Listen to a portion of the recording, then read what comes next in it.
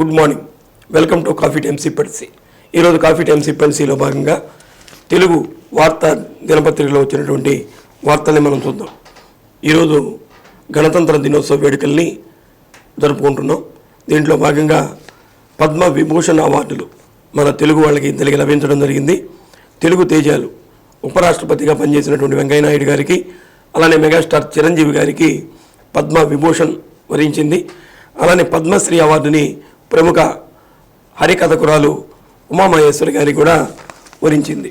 ఈ వార్తని ప్రధానంగా మనం అన్ని పేపర్లో కూడా దీన్ని చూస్తూ ఉన్నాం. ఇక ఆంధ్రజ్యోతి దినపత్రికని కనుక మనం చూస్తే బైరటీస్ బడా స్కామ్, భారీ కుంభకోణానికి టెండర్లకు ఆహ్వానం అన్నటువంటి మరొక వార్త మనం చూస్తున్నాం. జ్ఞానవాపి మసీదు కింద ఆలయ శిథిలాలు, ఔరంగజేబు హయాంలో మందిరం ధ్వంసం అన్నటువంటి ఒక వార్తని మనం చూస్తున్నాం. ఇక ఈనాడు దినపత్రికను చూస్తే మహిళా శక్తిని చాటనున్న రిపబ్లిక్ డే నేడు ఘనంగా నిర్వహించనున్న కేంద్ర ప్రభుత్వం. దీంట్లో ముఖ్య అతిథిగా ఫ్రాన్స్ అధ్యక్షుడు పాల్గొంటున్నటువంటి ఒక వార్తని కూడా ప్రధానంగా చూస్తున్నాం.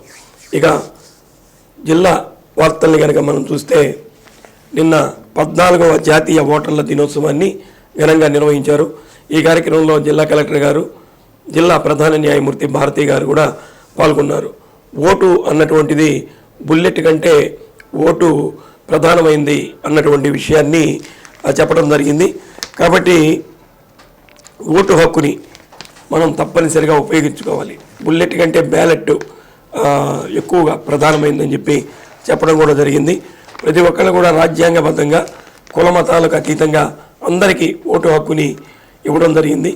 కాబట్టి మంచి పాలకుల్ని ఎన్నుకునేటటువంటి బాధ్యత ప్రజల మీదే ఉంది. కాబట్టి మనకి 5 సంవత్సరాలు పరిపాలించే పాలకులు ఎవరైతే కావాలనుకుంటారో వారికి ఓటు వేసి ఓటు హక్కుని సద్వినియోగం చేసుకోవాలని కోరుతున్నారు. ప్రతి ఒక్కళ్ళు కూడా ఓటు హక్కుని సద్వినియోగం చేసుకోవాలని నిన్న పెద్ద ర్యాలీని కూడా నిర్వహించడం జరిగింది. ప్రకాశంలో దీనికి సంబంధించి సాంస్కృతిక కార్యక్రమాలు అన్నీ కూడా నిర్వహించారు. 18 ఏళ్ళు నిండినటువంటి ప్రతి ఒక్కళ్ళు కూడా ఈ ఓటు హక్కుని వినియోగించుకోవాలని, కొత్తగా ఓటర్గా చేరాలని కూడా వారు కోరటం జరిగింది. అందుకనే ఓటు వదలొద్దు, ఓటు హక్కుని ప్రతి ఒక్కళ్ళు వినియోగించుకోవాలని చెప్పి నిన్న జిల్లా కలెక్టర్ గారు, జిల్లా ప్రధాన న్యాయమూర్తి గారు కూడా కోరటం జరిగింది. ఈరోజు గణతంత్ర దినోత్సవం. పోలీస్ పరేడ్ గ్రౌండ్స్లో గణతంత్ర దినోత్సవ వేడుకలు ఘనంగా నిర్వహిస్తారు. పోలీసు మార్చి కార్యక్రమం కూడా మనకి చాలా అద్భుతంగా అక్కడ ఉంటుంది. అలానే జిల్లాలో అభివృద్ధి చెందినటువంటి కార్యక్రమాలకు సంబంధించినటువంటి శకటాలను కూడా దాంట్లో ఏర్పాటు చేస్తారు. అలానే స్టాల్స్ని కూడా అక్కడ ఏర్పాటు చేయడం జరిగింది. ఈ చిన్నారులు ఎవరైతే ఉంటారో స్కూల్ పిల్లలు, వాళ్ళ చేత దేశభక్తిని ప్రబోధించేటటువంటి సాంస్కృతిక కార్యక్రమాలు కూడా అక్కడ ఏర్పాటు చేస్తారు. దీనికి సంబంధించినటువంటి అన్ని ఏర్పాట్లని పోలీస్ పరేడ్ గ్రౌండ్స్లో కూడా సిద్ధం చేశారు. కాబట్టి ఈ గణతంత్ర దినోత్సవ వేడుకల్లో అందరూ కూడా పాల్గొని మన భరతమాత, మన భరత జాతిని కీర్తించవలసిందిగా కూడా కోరుతూ ఉన్నారు. ఇక ఓటరు నమోదు కార్యక్రమంలో మన జిల్లాలో అధికారులు అద్భుతంగా పనిచేసినందుకు ఇద్దరికి మన రాష్ట్ర గవర్నర్ గారి చేతుల మీదుగా పురస్కారాలు ఇవ్వడం జరిగింది. గిద్దలూరు తహసీల్దార్గా పనిచేస్తున్నటువంటి డి సీతారామయ్య గారికి, అలానే మద్దిపాడు మండలం గార్లపాడు బిఎల్ఓగా పనిచేస్తున్నటువంటి షేక్ ఆరిఫా గారికి విజయవాడలో గవర్నర్ అబ్దుల్ నజీర్ గారి చేతి మీదుగా ఉత్తమ అధికారులుగా వీరికి అవార్డులు కూడా ఇవ్వడం జరిగింది. అంటే ఎవరైతే చిత్తశుద్ధితో పనిచేస్తుంటారో, అంటే వాళ్ళకి ఇచ్చినటువంటి పనుల్ని తూచా తప్పకుండా 100% పూర్తి చేసినందుకు రాష్ట్ర ప్రభుత్వం కూడా గుర్తించడం, గవర్నర్ గారి ద్వారా ఈ పురస్కారాలు ఇవ్వటం, ఎన్నికల కమిషన్ ద్వారా ఈ పురస్కారాన్ని అందించడం జరిగింది. కాబట్టి ప్రతి ఒక్కరు కూడా నిజాయితీగా వారికి ఇచ్చినటువంటి పనిని పూర్తి చేస్తే వాళ్ళకి గుర్తింపు వస్తుంది అన్నటువంటి విషయానికి దీని ద్వారా మనం తెలుసుకోవచ్చు. ఎందుకంటే బిఎల్ఓ స్థాయిని కూడా పరిగణలోకి తీసుకున్నారంటే ఎంత క్షుణ్ణంగా ఎన్నికల సంఘం దీని గురించి పరిశీలన చేస్తుందో మనకు అర్థమవుతుంది. ఈరోజు గణతంత్ర దినోత్సవం జనవరి 26 అంటే మన గణతంత్ర దినోత్సవ వేడుకలు ఘనంగా జరుపుకుంటాం. ఆగస్టు 15వ తేదీ స్వాతంత్ర దినోత్సవ వేడుకలు జరుపుకుంటాం. ఈరోజు వైఎస్ఆర్సీపీ కార్యాలయంలో కూడా ఈ గణతంత్ర దినోత్సవ వేడుకల్ని నిర్వహించేందుకు నగర కన్వీనర్ కటారి శంకర్ గారు ఒక ప్రకటనలో కూడా తెలియజేశారు. శాసనసభ్యులు బాలినేని శ్రీనివాసరెడ్డి గారు, ఎంపీ మాగుంట శ్రీనివాసులరెడ్డి గారు, జడ్పీ చైర్పర్సన్ బూచేపల్లి వెంకయ్యమ్మ గారు, నగర మేయర్ గంగాడ సుజాత గారు, ఓడా చైర్పర్సన్ సింగరాజు మీనాకుమారి గారు వీరందరూ కూడా పాల్గొంటున్నట్టు తెలుస్తుంది. కాబట్టి ఈ కార్యక్రమంలో పార్టీ కార్యకర్తలు, నాయకులు అందరూ పాల్గొవాలని కోరుతున్నారు. 10:30 ఈ కార్యక్రమం జరుగుతుంది కాబట్టి అందరూ రావాలని సాధారణంగా ఆహ్వానం చేస్తూ ఉన్నారు. పర్యావరణ పరిరక్షణే ధ్యేయంగా మనం ముందుకు పోవాలని చెప్పి ఒక వార్త రావడం జరిగింది. మనకి ఆంధ్రకేసరి యూనివర్సిటీని ప్రారంభించి సంవత్సరం దాటింది. ఆంధ్రకేసరి యూనివర్సిటీలో ఉన్నటువంటి ఎన్ఎస్ఎస్ విద్యార్థులు వాళ్ళు చక్కగా ఈ సేవా కార్యక్రమాలు కూడా నిర్వహిస్తారు.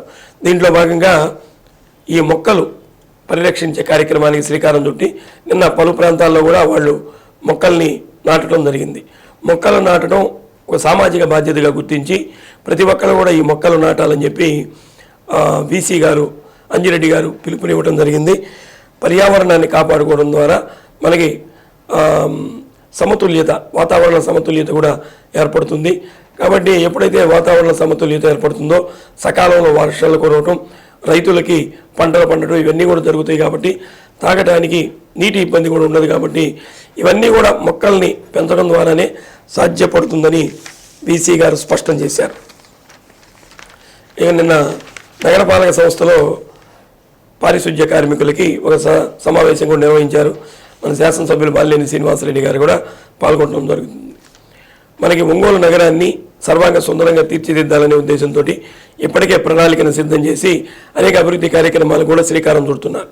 అయితే కొన్ని ప్రాంతాల్లో పారిశుధ్యం సరిగా లేదని బాలినేని శ్రీనివాసరెడ్డి గారికి ఫిర్యాదులు అందుతున్నటువంటి నేపథ్యంలో నిన్న ఈ సమావేశాన్ని ఏర్పాటు చేసి పారిశుధ్య కార్మికులందరూ కూడా దిశానిర్దేశం చేయడం జరిగింది. ఎక్కడ కూడా పారిశుధ్యానికి ఇబ్బంది లేకుండా పారిశుధ్య కార్మికులు చిత్తశుద్ధితో పనిచేయాలని చెప్పి వారు కోరారు. కాబట్టి మనం ఒంగోలు నగరాన్ని సర్వాంగ సుందరంగా తీర్చిదిద్దే కార్యక్రమంలో పారిశుధ్య కార్మికులు కూడా భాగస్వాములు కావాలని బాలినేని శ్రీనివాసరెడ్డి గారు కోరారు. ఇక ఇండియన్ పోలీస్ మెడల్కి మనకి ఒంగోలుకి పీటీసీకి చెందినటువంటి సిఐ గారు సెలెక్ట్ కావడం జరిగింది. అద్దంకి వెంకటేశ్వర్లు గారు వీరు కూడా చిత్తశుద్ధితోటి వారు కానిస్టేబుల్గా 1983లో కానిస్టేబుల్గా వారు ఉద్యోగ బాధ్యతలు స్వీకరించడం, అలానే యాంటీ నక్సల్ స్క్వాడ్లో కూడా వీరు పనిచేస్తే చింతూరు అటవీ ప్రాంతంలో వీరు విధులు నిర్వహించేటప్పుడు ఈయన్ని కిడ్నాప్ చేయాలని కూడా అప్పుడు నక్సలైట్లు భావించారట. అంటే అంత చిత్తశుద్ధితోటి పనిచేసేటటువంటి వ్యక్తి అద్దంకి వెంకటేశ్వర్లు గారు.